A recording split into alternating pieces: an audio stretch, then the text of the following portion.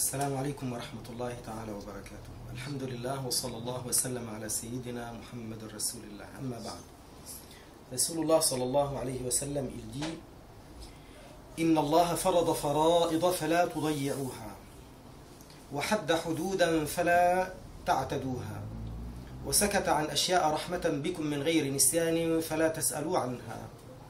Rasulullah donc sallallahu alayhi wa sallam, il dit: Inna Allah farada fara'ida fala tudayyuha. Allah a ordonné des obligations, ne les manquez pas.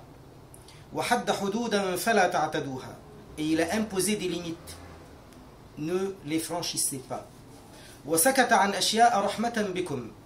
Et il a laissé certaines choses sans qu'elles soient exprimées, entre parenthèses, halal, haram, obligatoire ou pas obligatoire. Ne posez pas de questions dessus. C'est pas un oubli. Il ne s'agit pas d'un oubli. Ne posez pas de questions dessus. Et ça, c'est rahmatan bikum min ghayri nisyan.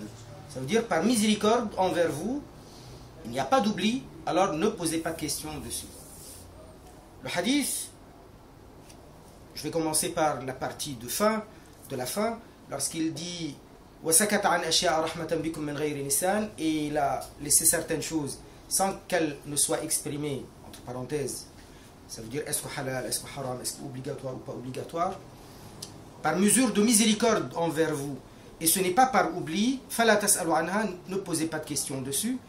C'est une mesure d'éducation donnée aux sahaba kiram, parce que s'ils posent une question pour savoir telle chose, pourquoi elle n'a pas été exprimée, pourquoi telle chose elle n'a pas été précisée, est-ce halal, est-ce haram, donc la réponse posée, il va y avoir une réponse. La réponse va définir obligatoire, halal, haram.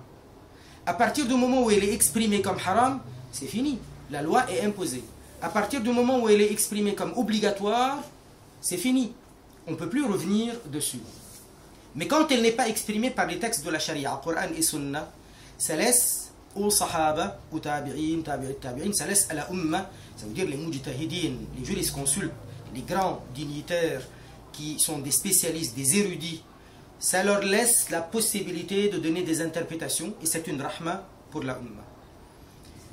Mais la première partie, lorsque Rasulullah sallallahu alayhi wa sallam, il dit Inna Allah farada fara'ida fala tudayyuha. Allah a ordonné des obligations, ne les manquez pas, ne les perdez pas, ne les dilapidez pas. Il faut savoir que Imaduddin, ça veut dire le pilier de la pratique de l'islam, c'est as-salat. Beaucoup de jeunes manquent as-salat par fainéantise, par je ne sais quel prétexte, mais en tout cas, il n'y a aucun de ces prétextes qui puisse être accepté. Parfois, on atteint l'âge de 20 ans et on n'a pas encore commencé à faire ses salats correctement, ou pas du tout même. Parfois, certains commencent très tard, vers l'âge de 30 ans, 40 ans ou autre.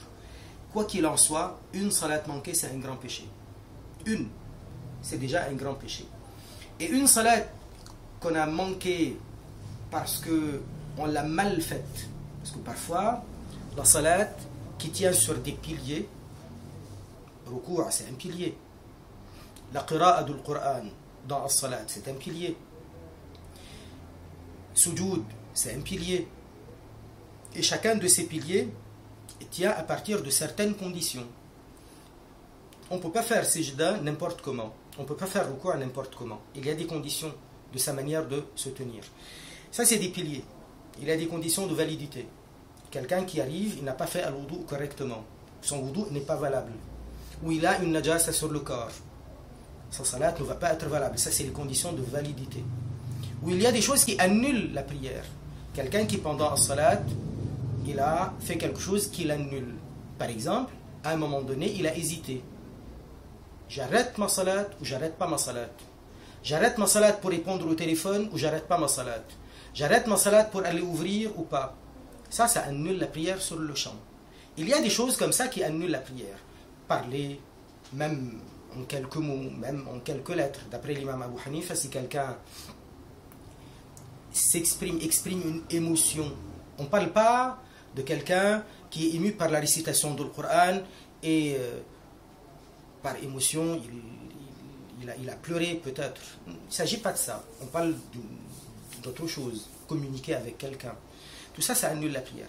Alors, quelqu'un qui a manqué à salat parce qu'il ne l'a pas faite, quelqu'un qui a manqué à salat parce qu'il l'a mal faite, c'est un grand péché. Alors, vous imaginez quelqu'un qui n'a pas fait à salat pendant de longues années. Et là où je vais en venir, nous sommes pendant la période de Ramadan. La période de Tawba aussi, Ramadan. La période de l'istighfar aussi, Ramadan. Et il y a aussi At-Tarawih. Beaucoup de gens sont appelés à venir au masjid pour faire At-Tarawih.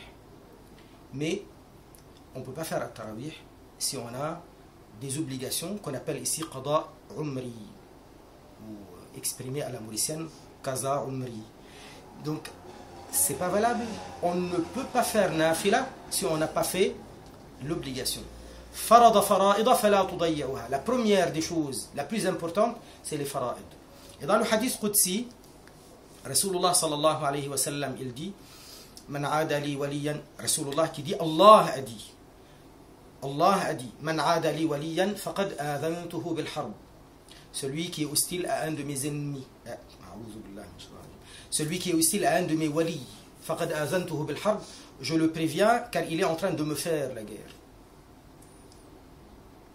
وما تقرب إلي عبدي بشيء أحب إلي مما افترضته عليه. Et jamais mon serviteur ne s'est rapproché de mon agrément par un acte qui me soit plus agréé que ce qui est obligatoire, que ce que je lui ai rendu obligatoire. Donc on comprend de ce hadith Qudsi que la ibada qui est obligatoire a beaucoup plus de valeur, beaucoup plus de mérite. À comparer salat nafila, salat sunna, comme at-tarawih, avec qada, il faut faire al-qada. On commence par ce qui est qada. Wa subhanallah walhamdulillah wa la ilaha illallah wallahu a'lam.